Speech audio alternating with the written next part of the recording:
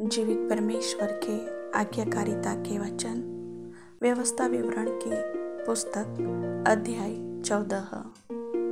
तुम अपने परमेश्वर यहोवा के पुत्र हो, इसलिए मरे हुए के कारण न तो अपना शरीर चीरना और न बोह के बाल मुंडाना, क्योंकि तू अपने परमेश्वर यहोवा के लिए एक पवित्र प्रजा है। और यहोवा ने तुझको पृथ्वी पर के समस्त देशों के लोगों में से अपनी निज संपत्ति होने के लिए चुन लिया है। तो कोई घिनौनी वस्तु न खाना। जो पशु तुम खा सकते हो वे ये है, अर्थात गाय, बैल, भेड़, बकरी, हिरन, चिकारा, मृग, जंगली बकरी, साबर, नीलगाय और बनेली भेड़। अतः पशुओं में से जितने पशु चीरे या फटे खुर वाले और पागुर करने वाले होते हैं उनका मांस तुम खा सकते हो, परंतु पागुर करने वाले या चीरे खुर वालों में से इन पशुओं को अर्थात ऊंट, खरगोश और शापान को न खाना, क्योंकि वे पागुर तो करते हैं परंतु चीरे खुर के नहीं होते, इस कारण वे तुम्हारे लिए अशुद्ध है। फिर सुअर जो चिरे खुर का तो होता है परंतु पागुर नहीं करता, इस कारण वह तुम्हारे लिए अशुद्ध है। तुम न तो इनका मांस खाना और न इनकी लोथ छूना।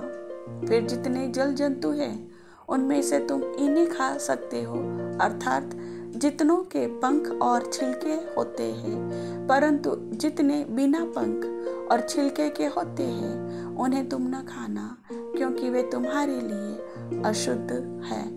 सब शुद्ध पक्षियों का मांस तो तुम खा सकते हो, परंतु इनका मांस न खाना, अर्थात उकाब, हड़फोड़, कुरर, गरुड़, चील और भांति भांति के शाही और भांति भांति के सब काग, शुतुरमुर्ग, तहमास, जलकुक्कड़ और भांति भांति के बाज, छोटा और बड़ा दोनों जाति का उल्लू और घुघू, धनेश, गिद्ध, हाडगिल, सारस, भांति भांति के बगुले, हुडहुड और चमगादड़ और जितने रेंगने वाले जंतु हैं वे सब तुम्हारे लिए अशुद्ध है, वे खाए न जाए, परंतु सब शुद्ध पंख वालों का मांस तुम खा सकते हो।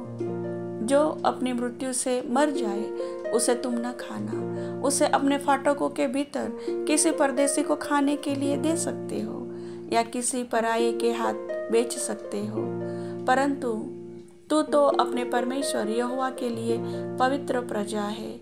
बकरी का बच्चा उसकी माता के दूध में न पकाना। बीज की सारी उपज में से जो प्रति वर्ष खेत में उपजे उसका 10वांश अवश्य अलग करके रखना। और जिस स्थान को तेरा परमेश्वर यहोवा अपने नाम का निवास ठहराने के लिए चुन ले, उसमें अपने अन्न और नए दाख मधु और टटके तेल का 10वांश और अपने गाय बैलों और भेड़ बकरियों के पहलौठे अपने परमेश्वर यहोवा के सामने खाया करना, जिससे तुम उसका भय नित्य मानना सीखोगे। परंतु यदि वह स्थान जिसको तेरा परमेश्वर यहोवा अपना नाम बनाए रखने के लिए चुन लेगा बहुत दूर हो और इस कारण वहाँ की यात्रा तेरे लिए इतनी लंबी हो कि तू अपने परमेश्वर यहोवा की आशीष से मिली हुई वस्तुएं वहाँ न ले जा सके, तो उसे बेचकर रुपये को बांध हाथ में लिए हुए उस स्थान पर जाना जो तेरा परमेश्वर यहोवा चुन लेगा।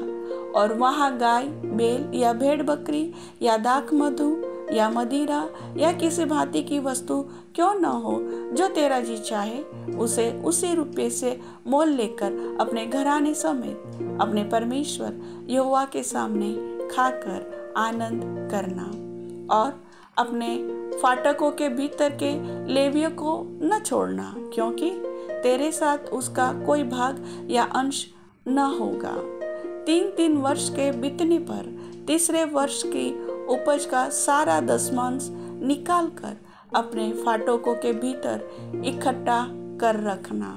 तब लेवी जिसका तेरे संग कोई नीच भाग या अंश न होगा, वह और जो परदेशी और अनाथ और विधवाएं तेरे फाटकों के भीतर हो, वे भी आकर पेट भर खाए, जिससे तेरा परमेश्वर यहोवा तेरे सब कामों में तुझे आशीष दे।